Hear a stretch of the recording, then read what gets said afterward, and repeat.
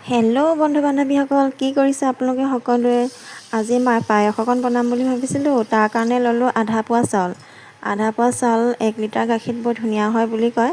সেইকাৰণে আধা পোৱা চাউল লৈ পিনি অলপ জহা চাউল ল'লোঁ, অলপ পানীত তিয়াই থ'লোঁ। পানীত তিয়াই ধুই উঠালোঁ। উঠাই পেলাই প্ৰেছাৰ কুকাৰত গাখীৰটো ৰেডি কৰিলোঁ। অলপ ৰেডি কৰি অকণমান গৰম হ'বলৈ দিলোঁ। গৰম হ'বলৈ দিয়াৰ পিছত টুকি থোৱা চাউলখিনি লাহেকৈ দি দিলোঁ। তাত ড্ৰাই ফ্ৰুটছ অলপ দিলোঁ। এয়া লাহে লাহে গাখীৰখিনি উতলিব ধৰিছে আৰু চাউলটো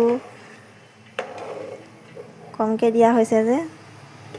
আপোনালোকে কোনে কোনে খাই ভাল পায় পায়স? মই খাই ভাল পাওঁ এনেকৈ কমকৈ প্ৰায় মই বনাই খায়ে থাকোঁ। আচলতে বৰ ভালদৰে বনাব নাজানো যদিও বনাই খাওঁ আৰু। নতুনকৈ শিকাৰ নিচিনা হৈছে মই পায়স বনাবলৈ। আৰু যেনেকুৱাই নবনাওঁ আচলতে ল'ৰাই খাই ভাল পায়। মানুহজনেও ভাল লাগিছে বুলি কৈছে বাৰু, নেজানো আৰু, কিন্তু মই খাই অলপ ভালেই পাইছোঁ বাৰু, বেয়া লগা নাই। এয়া হৈ গৈছে পায়স।